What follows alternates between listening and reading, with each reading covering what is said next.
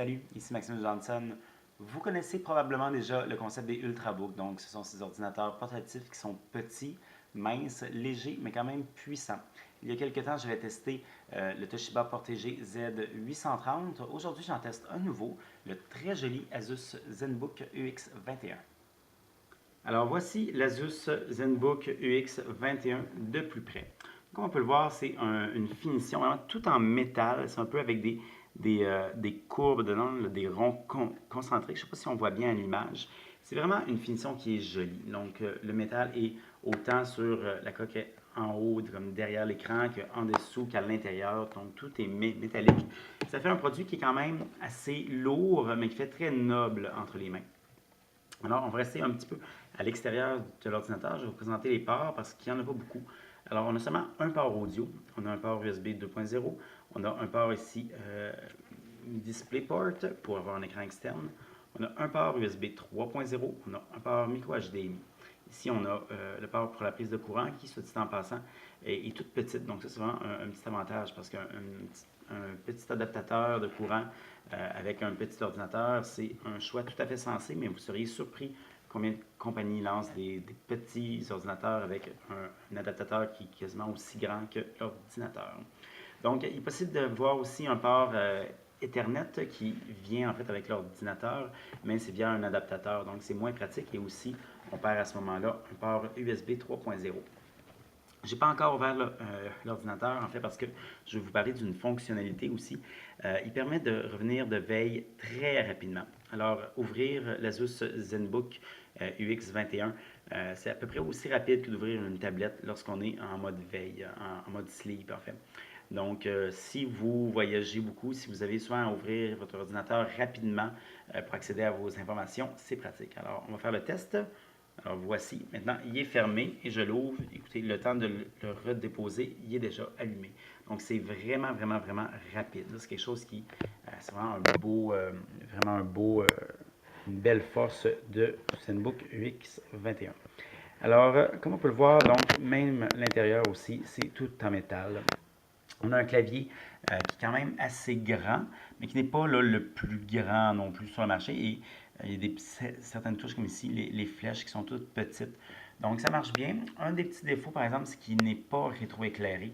Alors on sait que la plupart des claviers du genre d'ordinateur assez plus dispendieux, normalement, sont rétroéclairés. Alors, ce qu'on peut voir aussi, j'ai au centre ici un haut-parleur Bang & Olufsen qui donne vraiment, vraiment une belle qualité. C'est vraiment un son qui est très riche, très complet. Ici, on le verrait mal de toute façon avec mon petit micro, mais donc ça vaut vraiment la peine si vous écoutez des films, si vous écoutez de la musique aussi. Donc là, il vient, là je suis sur la batterie, alors il vient vite en veille. Il y a un petit détail que j'aimerais parler, par exemple, que j'ai moins aimé, c'est au niveau du pavé tactile. Donc, ce pavé tactile-là, ici, il est grand, mais il est aussi grandement mauvais. Alors, je m'explique. Souvent, lorsqu'on veut faire, par exemple, un double clic, ça marche mal. Lorsqu'on veut cliquer quelque chose pour le changer d'endroit, on perd un petit peu. C'est dommage parce que technologiquement, c'est quand même bien fait. Donc, on a le clic à un doigt qu'on peut faire, donc le clic gauche qu'on peut faire à un doigt n'importe où sur le pavé tactile. Alors, ça, c'est pratique. Pour le clic à droite, on fait tout simplement un clic à deux doigts. Là, j'ai ma fenêtre qui apparaît. On peut aussi avoir donc certaines gestuelles multitâches, comme le défilement à deux doigts, et aussi donc appelé, comme toutes les fenêtres ici, à trois doigts seulement. Donc, ça, c'est des multitâches qui vont bien, qui sont bien intégrées, mais malheureusement, la fonction de clic, tout simplement, elle fonctionne moins bien et elle peut être souvent assez fâchante. Au niveau des caractéristiques internes, écoutez, c'est quand même pas mal. Le modèle de base à 999 $ est équipé d'un processeur Core i5 avec un disque SSD de 128 Go. Donc, c'est quand même assez rapide. Le modèle que j'ai ici, moi-même, c'est plutôt le modèle donc, équipé d'un processeur Core i7 qui donne un indice expérience de Windows de 5.7 et évidemment avec 4 Go de mémoire vive.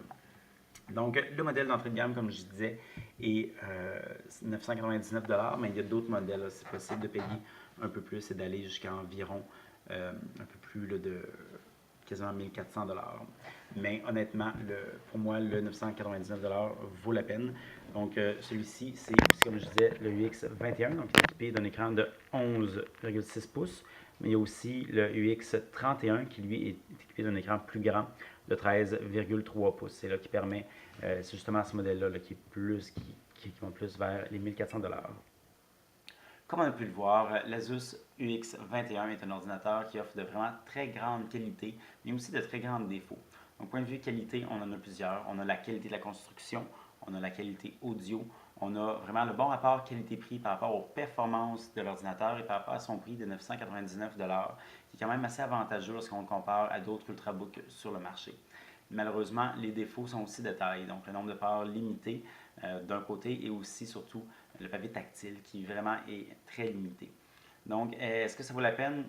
C'est à considérer, ça va dépendre de l'importance que vous accordez à ces critères-là. Pour avoir plus d'informations, je vous invite à consulter mon site web maximjohnson.com/techno.